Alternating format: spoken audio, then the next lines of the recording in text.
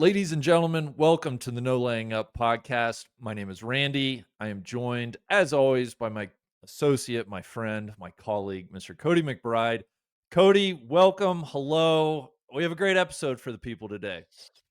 We do, big. I'm so pumped. I mean, last week you're out wetting your beak at some primo golf spots, but we're getting ready to head overseas. It's one of my favorite weeks of the year when we head over to the AIG Women's Open. This is not the preview episode for that, but we did get an opportunity to do a very special interview with last year's defending champion, Lydia Ko.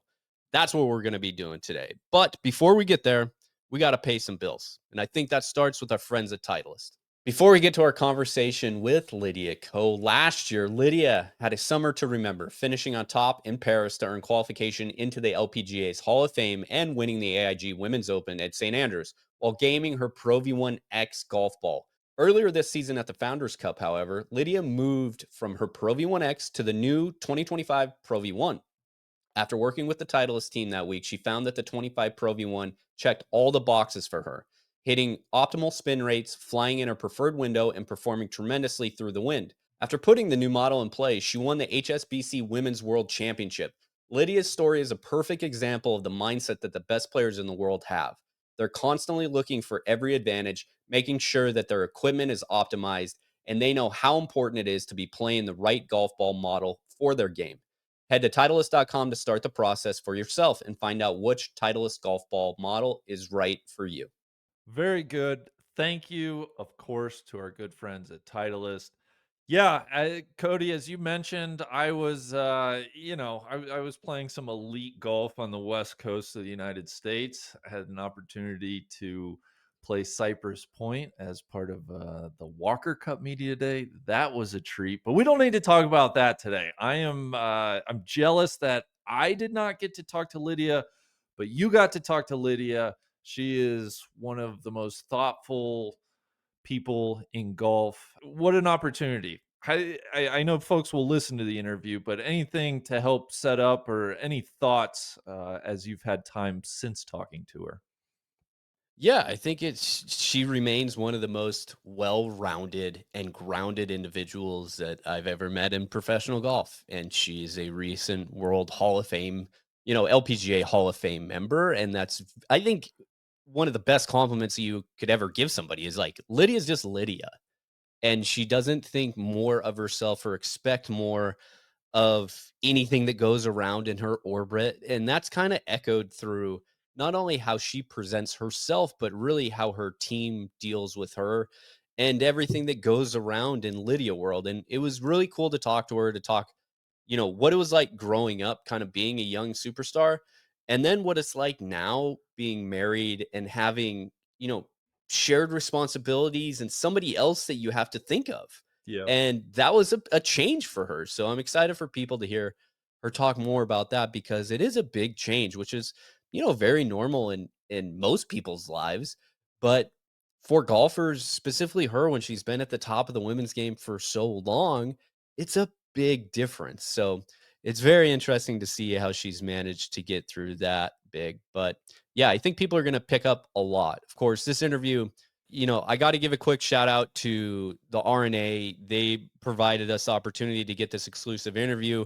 Of course, RNA, they have a digital fan membership. They're one club presented by MasterCard. Huge thank you to them for this.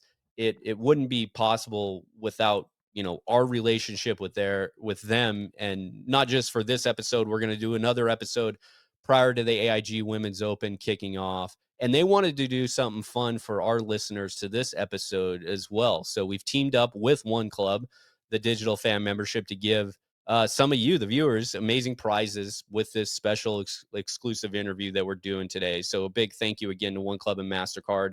One lucky viewer, big, is going to win a pair of tickets to the AIG Women's Open for next year at Okay. Royal Lytham in St. Anne's. Okay. Pretty sweet. Yes. AIG Women's Open pin flag signed by today's guest, Miss Lydia Ko, I mean, that's and a awesome. massive $500 to spend at the RNA shop. Not only that, but 10 additional winners are going to be randomly drawn to spend $150 at the RNA shop. Terms and conditions, of course, are going to be listed below, and how you enter is going to be in the description, not only in this YouTube video, but also in the podcast episode description. Please click there and get involved. Big. We're finally here. It's July. It's AIG Women's Open season. We finally get to go overseas. I'm pumped. I don't know how you're feeling about it, but first time. Actually, it's not the first time going to Wales for me. I drove through Wales before, but the first time actually stopping ever in Wales. I don't know what thoughts you have going on in your head. I It will be the first time in Wales for me, and I echo your sentiment. This is one of our, I mean, honestly, like maybe our favorite week that we can count on each year. This will be the third year doing radio stuff at the AIG Hmm. Women's Open. So yeah, I'm extremely excited to get over there. I don't know much of at all about Wales. We're going to fly into London. The plan is to rent a car and drive west, ultimately out to Royal Porthcawl. The only thing I know about Royal Porthcawl is from the Senior Open, however many Right. years ago that was, when the weather was absolutely biblical. I have not started checking the forecast, Cody, so I'm not sure if we're in for the same type of weather or not. But yeah, I guess I say all that. I'm just excited, all the little towns, villages, seeing Royal Porthcawl itself. Everything's going to be new. So can't wait to get over there. As you said, we're going to have a big week of programming. We'll do a preview episode, Saturday night live show. We'll do a Sunday live show. That's all to come. But yeah, we're finally kind of coming up to the last major of the year for the women. It's been both like a long year. There's still a lot of year left. We've like rushed through these major championships. It's just been a bit of a whirlwind here. Talk about a whirlwind too. Look at these winners that we have so far this year for the LPGA and women's professional golf majors. Mal Saigo, Maya Stark, Minji Lee, most recently Grace Kim. All right. I can't wait to see what fourth call brings. I know, I know. It feels like Grace Kim, Mal Saigo, Maya Stark, obviously first time major winners, all kind of youngish, up and coming players, and then Minji Lee, of course, has been around and won her third major championship. So I'm like you. I don't know if we're gonna see another first time major winner. If somebody like Nelly Korda, Minji Lee, Lydia Ko, maybe somebody's adding to their major resume, could truly be wide open. But I think that discussion will be more as we get to the week of anything from Evian, any bows to tie there. I know we talked about it a good bit on the NLU pod right after the Evian, but I guess the big news, or one piece of big news, Lottie Woad has officially turned professional. She obviously had a great Shocker. week. Shocker there. Yeah, I mean, no shock. I guess it was more just seeing the actual timing of things. She, of course, finished tied for third at Evian, had a fabulous final round 64. So I guess Cody, what other kind of bows do we need to put on Evian or anything else? Nothing really. I mean, I think the more and more I think about it, and I know you guys discussed it on the Sunday live show from that, is just I'm still in a state of wow at Grace Kim for how she handled herself really with like 4 holes to play and then all through that playoff. Yeah, I just am like, wow, because I think everybody was like, we rolled out the red carpet for Gino. We thought if this is finally the time, and here we go. And it's not like Gino played bad by any means. I mean, she birdied the playoff hole both times. She got beat by an eagle and miraculous shots. And it's one of those. It's just weird. It's like going up and I don't know. I'm trying to find the right analogy, but when you're playing a pickup basketball game and you're like, draining every jumper, but somebody, you run up against 2 guys that are just like throwing alley oops and like doing a bunch of crazy behind the back stuff, and you're like, what are we doing here, man? Like the score's the same, but you guys look so much cooler than I do. that Grace Kim chip in specifically, it somehow that overshadows her second shot in regulation into Oh 18, which led to the tap in eagle to tie Gino. But yeah, those two shots in tandem are two of the more iconic shots I can think of on the yes, LPGA tour in the last several years. I mean, just her playing that 18th hole, she goes eagle, birdie, eagle, so 5 under, the 3 times she plays it there. She had also birdied Grace Kim did. She had birdied 15 and 16 before eagling 18 again to force the playoff. So when you talk about like taking her final 6 holes of the competition and her being 7 under par for those 6 holes and needing every single one of those shots to win a major championship. Yeah, it just is a performance that I I think the further away we get from it, like I hope it just rises in its excellence, right? Like Yep. it needs to be celebrated.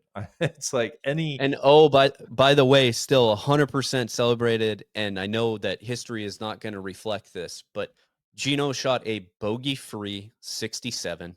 She hit 11 of 13 fairways. She hit 16 of 18 greens. She had 30 putts. A bogey-free 67 and got beat. yeah, Okay. That's not how the history books, of course, that's not how golf is played. I understand that. She ended up, you know, I don't want to say she got beat, she lost. She lost in the playoff. Grace Kim just went and kind of took it there. But you have Minji right there. Of course, we touched on Lottie. You have some absolute killers percolating, names that we haven't seen in a long time coming up down there. Leona finding form. Something's happened with this European summer. And she is a name when we talk about links golf all the time of like, yep, sign me up to watch Leona absolutely like strutting all over Porthcawl. I totally agree with that, and I think Leona, if she was being candid, might say, "God, bring on the biblical weather," because I think Mhm. her mindset, her ability to grind, you saw it in her comments after the grind that was the KPMG Women's at Frisco. She was one of the women to really embrace the difficulty of it. So yeah, good call there. Another name, when things get difficult, she had her 3rd straight major top 10, and that's Angel Yin. She Knew you were shot a gonna say final Angel. round 63. That was good for a T5. She was T6 at Frisco. She was T9 at the US Women's Open. Her worst major result this year, Chevron, she was 13th. So you take her current form and then you add in the fact that she was T6 at Walton Heath 2 years ago at the AIG. She was T10 last year at the old course in the AIG. Like that's somebody I think we really need to pay attention to. But I feel like we're slipping a little bit into preview mode, Cody, which we said we I weren't know, going to I know, do. I know, I know. But I Hey, I do want to shout out big. Angel Yin. No, that's very well said, and I think really, I'm happy to close the door on Evian, and I'm happy to admit, just like the rest of you guys, hand up. I'm gonna remove my hater blockers here a little bit. Evian kind of slaps. Okay. I don't know how we got here or what, how it worked out like this. You're right. Every 4 to 5 years, you kind of just have a dud, but really for like, the 3 out of the 5, if you got bangers like this with the finish that back nine sets up, yeah, sign me up there. And honestly, it looks absolutely beautiful. Yeah, We got to go check this place out. I I know. think that's one of those things. Maybe this would be a couples destination that we go to. Now we're All right, talking. and mix and work. Yeah. Anyway, not couples related at all. Big, we're turning to Wales here. I'm very excited for this interview that we have. If you see us, Randy and I were going to be out there all week doing radio, doing our shows. He mentioned preview. We got a happy hour. We got Saturday night live shows. Our normal content, please say hi, say what's up. And if you're on the fence about going, it's not too late to grab your tickets. You can get them on the website right now. You can tune in and watch it on NBC in the States, Sky Sports, of course, in the UK, or listen to us on AIG Women's Open Radio. Without further ado, here's Lydia Ko. Good morning, Lydia. Where are you calling in from? I'm in California right now. I'm gonna leave for Evian in a little bit. Very nice. So we are at the beginning of July now. So we're gonna put this out on the run up to this year's AIG Women's Open, of course, at Royal Porthcawl this year. Have you ever been to Wales? I have not. I've touched them all when in regards to the UK, but yeah, this will be my first time, and I'm excited. I heard there's a lot of sheep there, and that's what you hear in New Zealand too. There's more sheep than people. That's, some of the things that people say. So I'm excited. Maybe it'll remind me a lot of home, but Right. it's always cool to go to new places. No, absolutely. And this year, obviously, coming in as the defending champion, and we're going to talk a lot about last summer, it's summer of Lydia, basically, but really everything in and around St. Andrews last year. So, having almost a year to look back on it now, what do you think? Your third major championship, the home of golf. It's some pretty heavy stuff when you think about everything up leading up to that, and then you sprinkle on a gold medal on top. Yeah, I mean, I think of all the majors, if I had the, doubt that maybe possibly wasn't gonna win one, was probably the Women's Open. So to now be a defending champion, it's pretty crazy. Last year that whole kind of August was, I mean, one of the best, I guess, spans of my career. Winning the gold and getting into the Hall of Fame that way, that was kind of like a dream come true. And then a couple weeks later, playing at St. Andrews for the second time, I think I was just on cloud nine that I think the possibility in my head that I was gonna probably win the Women's Open that week was so slim that it really didn't even cross my mind until like the 70th hole.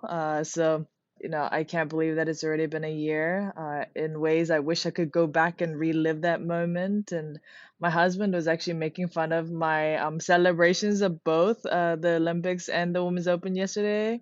He was like, at the Women's Open, I was like, yeah, and then at the Olympics, I was like this. So he always makes fun of me, and it's a way of us reliving it. But yeah, to say I'm a defending champ, at the Women's Open, it's pretty surreal.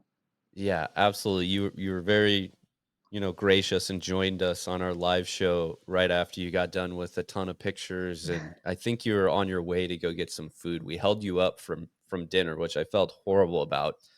But you brought it up. You and your relationship with your husband, you talked about him being a golf, nut, getting deep into it and trying to explore everything that there is. And you told us that you were getting ready to go to Bandon. So how did the Yes. Bandon trip work out? That was awesome. I must say the wives played less golf than the husbands, which is funny because the wives were the actual tour pros. So yeah, I mean, it was so much fun, and obviously on any trip, the company is what makes it, really the key thing. And we had a great time with GA and Akshay, and I heard, so many amazing things about Bandon, but I know that you have to kind of get lucky with the weather over there, and Right. we picked some really good dates with some decent weather. So yeah, it was awesome. And I can definitely see why so many people go there because it is really like a golf nuts paradise. Like the only thing you really do is eat good food and play amazing golf courses. And if both of them are something that you're really interested in, that's the place to go. Have you always, obviously you love golf, but have you ever taken just like a golf trip just to go have fun anywhere? No. That was the And first time?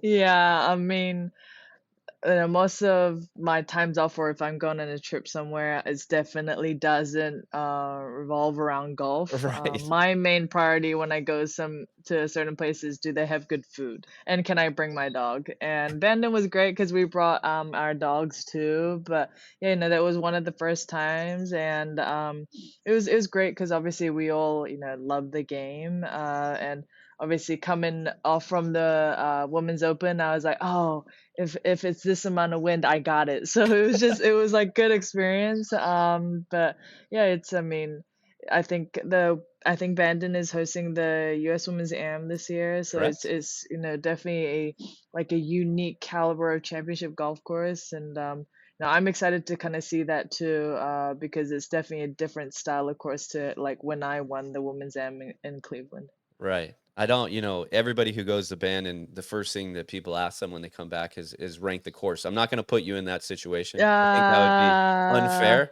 for me to do that to you, but I'm very happy that you guys enjoyed yourself. You talked about yeah.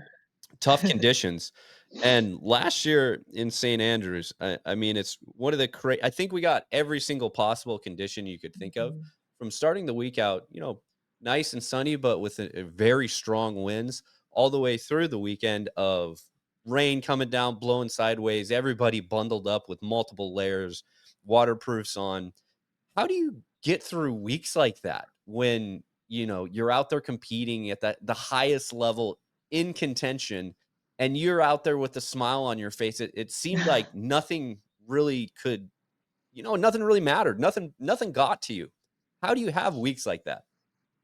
I mean, I think that's why a lot of players, whether it's a men or women, like to play, the Scottish Open or maybe like an Irish Open, the week before the British, just so that, that you kind of understand the weather a little bit, and obviously that's very different depending on whereabouts in the UK you play. But I think we had some pretty horrid weather in Scotland the week prior for the Scottish Open. So, I remember walking into the locker room that week, and there were like girls sitting in the sauna, clothes all, hanging up in the locker room, and that's kind of what you expect over there. And I think if even though we are playing in the summer, if you expect 7 days of sun and in 20 in like I guess 75 to 80 Fahrenheit, then maybe it's not you're gonna be in a bit of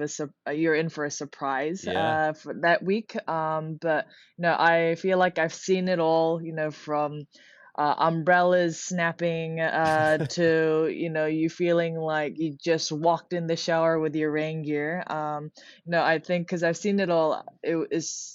I just kind of have to laugh. And I remember the first day, it was so windy, and on the range it was left to right, and I hit a fade too, that I hit a ball over the fencing of the driving range, and my coach was like, "I think you're close to hitting my rental car."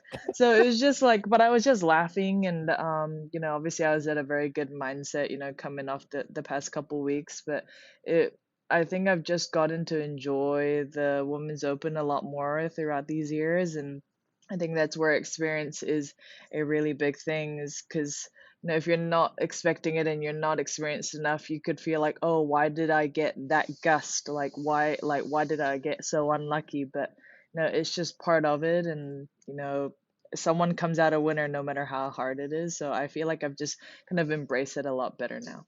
Ah, that's so cool to hear. And you're right. It's funny that you show up places and you ask people, "Hey, so what do you think so far?" And if it's anything to do with weather, usually you're like, "Well, that's kind of going to be what it is. That's what you signed up for." I remember a couple weeks ago when we were in Frisco, and obviously very windy, but very very hot, and everybody talking about how windy it is. I'm like, the wind's not going to go away. You're in North Texas. Yeah. You just got to embrace it. Um, Exactly. Yeah. I mean, there's things that we can control, and the weather is the last time I checked something that I can't control. Even the weatherman gets it wrong at times. So yeah, it's just something that you have to play with. And the unfortunate thing is sometimes you're gonna get a good draw, and sometimes you're not. And that too is something that I really can't control. And if I'm just sitting there complaining about it, it's probably not gonna do me any good. Absolutely. So you talked about, years of experience and obviously playing all over Scotland and some tremendous venues for the AIG Women's Open now, and a new investment from AIG and purses that's way up. If you look back on it, what do you think of the evolution of the major championship and where it's at now? Because it's really cool to see, them continue to grow and to introduce these classic venues and then to go to new ones that you don't really see as part of the men's rota.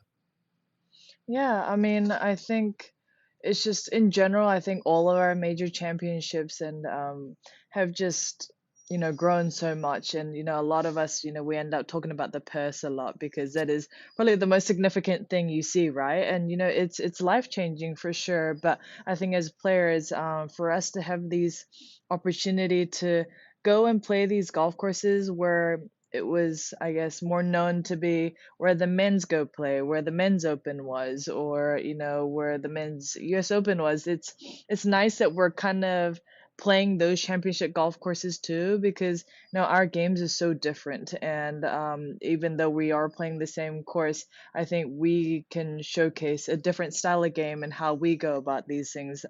So to have people like the support from AIG and RNA to just keep growing the game, not only in the monetary standpoint, but in globalizing it and giving us more opportunities, and growing the game in that kind of diverse aspect is really something that we as players are very appreciative. And I think as us players, it's our duty and kind of our job to take all that support and showcase that and try and see how we can improve it for the next generations. And I feel like golf is, on a high. And, obviously we have a new commissioner starting, I think, sometime this month too. Hmm. So it's just, I think it's a very exciting time. And, we're obviously grateful as a tour to have, support from, these huge companies like AIG to just keep building on it. And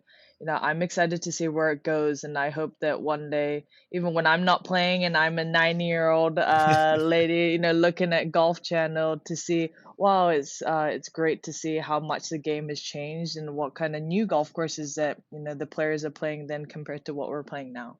Yeah, absolutely. We talk about the growth, and one thing that sticks out to me is that we've been very lucky that me and Randy, this is going to be our fourth year now doing radio with Oh. RNA.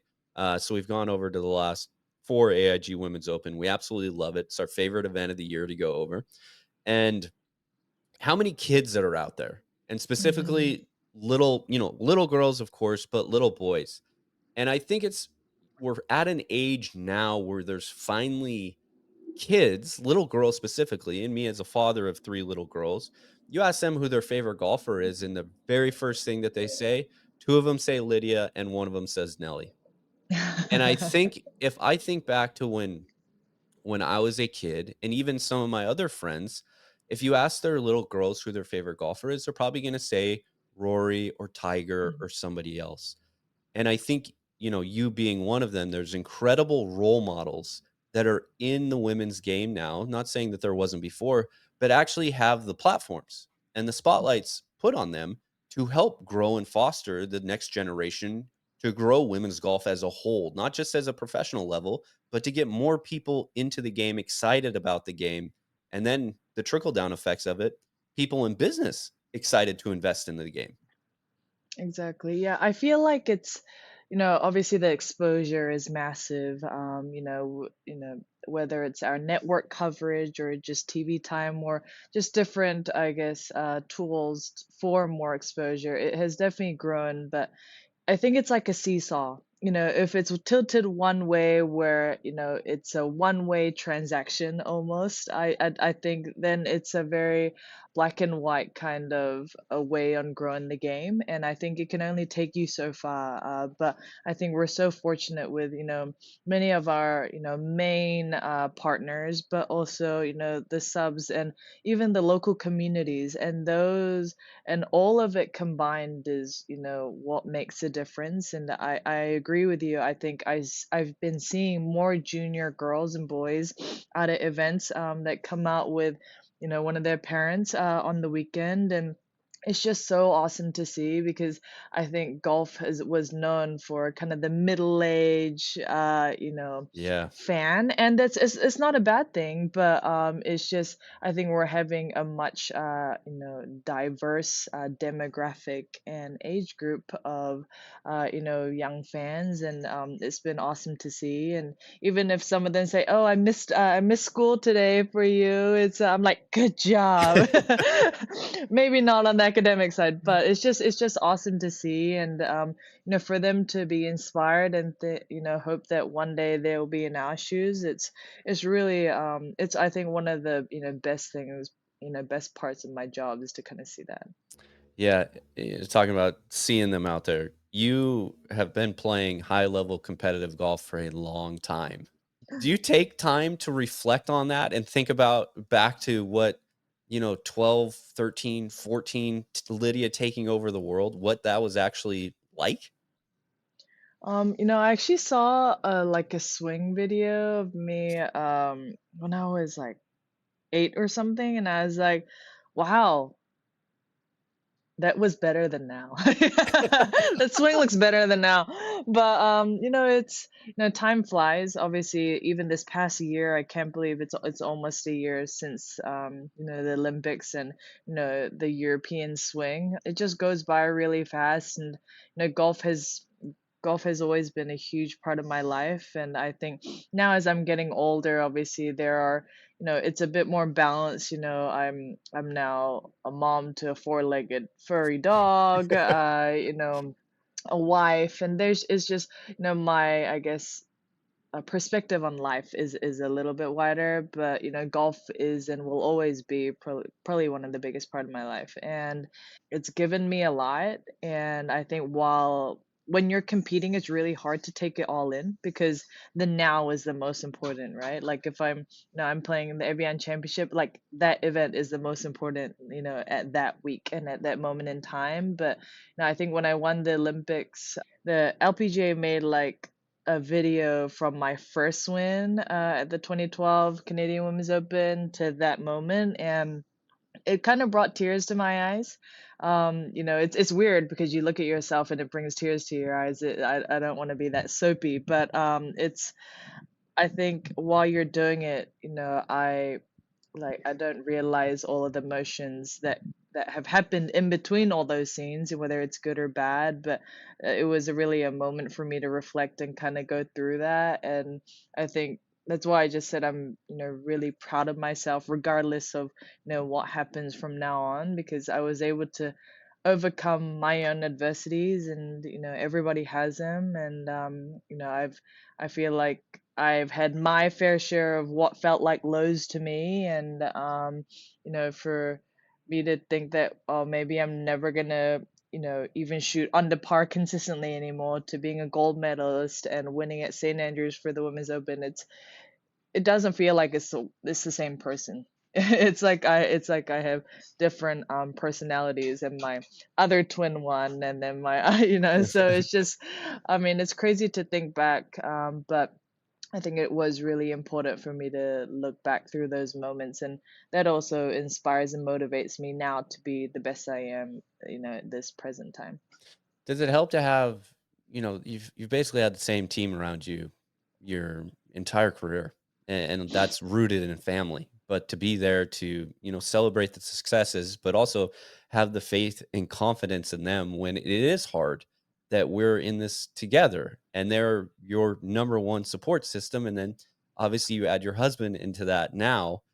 You've you've went about things like a family, and I know you're the one that's out there and you're the one that has to hit the shots. But does that help a little bit when you do find yourself in those moments?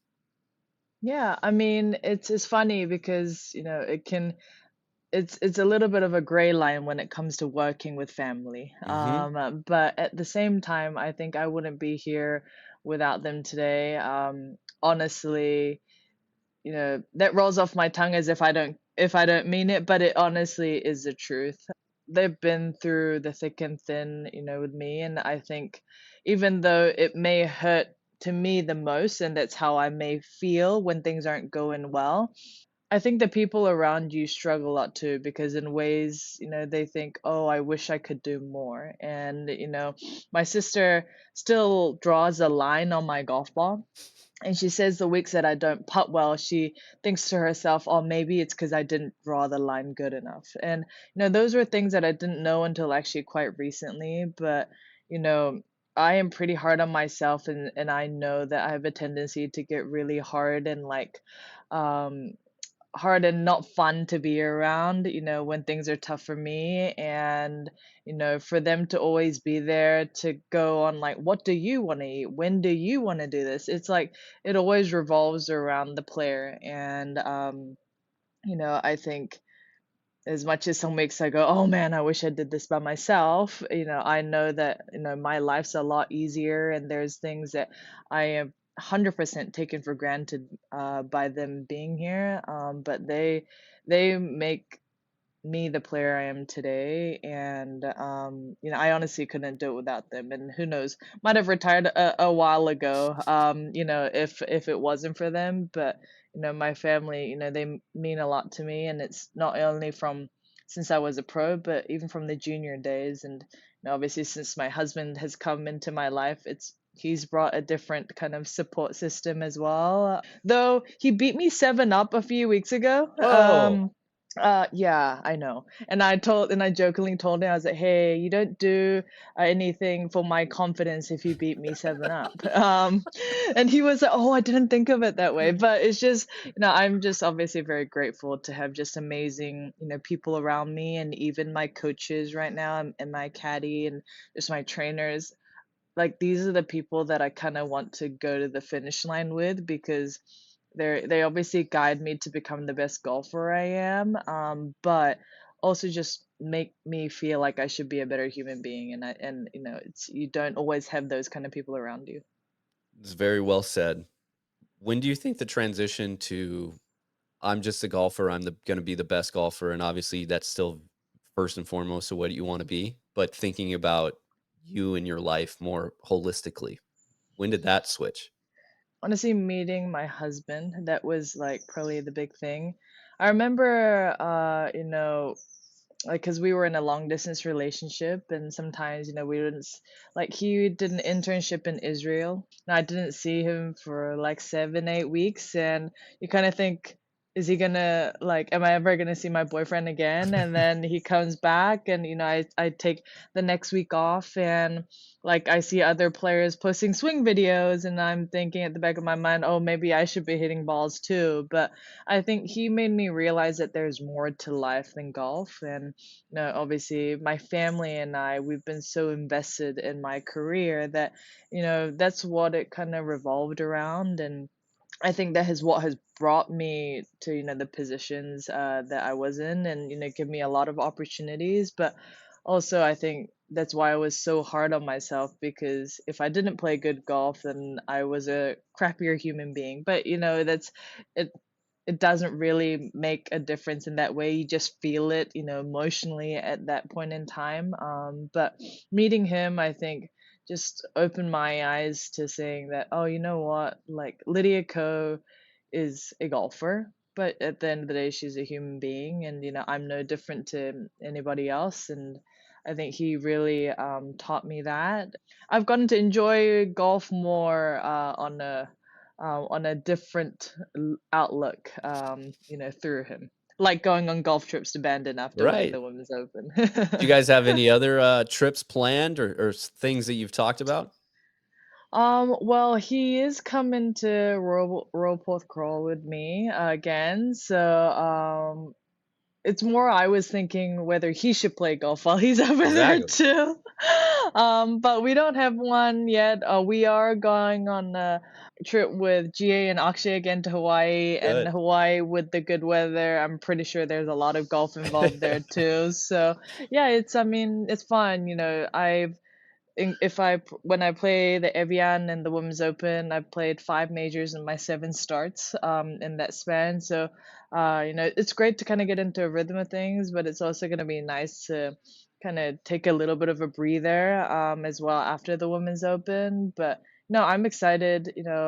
Regardless of the result, I'm excited to. It's always a pretty special feeling to play as a defending champion, and especially for the Women's Open. So I'm excited for that. And Evian's where I had my first major win. So France has been very good to me. Europe has been very good to me. So I'm excited to go there and finish that strong, and maybe talk about some more golf after then. Absolutely. It's funny thinking about Porthcawl and this year's AIG Women's Open. I didn't realize this, of course, stuff that the RNA helped me out with, but it's the largest women's sporting event in Wales, which is Oh, is pretty wow. cool to think about, and especially like when you think about future things and the growth of women's athletics and everything as a whole. But also, I know last year I was so impressed at St. Andrews just because of how everything that went around the championship, and a lot of that Mhm. is, you know, things set up for players, things set up for media, things set up for fans and spectator villages and everything else. But I didn't realize that they got voted like the best tour event last year on the LPGA Oh tour yes, season. yes, yeah. And At you're the you Rolex Awards, yeah, yes, and you yeah. were talking about saunas and everything else, and I'm like, wow, like investment not just is purse and venue, but also everything Mhm. else that goes around and is involved with it. It's really cool to see. Yeah, I mean, it's a whole experience, and it's not just the experience for the players, but whether it's for the volunteers, or the media and the fans. And I think one of the best things about playing in the UK is how much the fans love seeing us there. And they, I feel like, are very true golf fans. You Yes. don't hear as many mashed potatoes after a drive or a hole in one when you've hit a tee shot off on a par four. But I think whether it's rainy, sunny, or they've got their umbrellas up on the grandstand, I feel like they're truly there just because they love the game and they're excited for the world's best to be there. And I think that's what makes the event so special.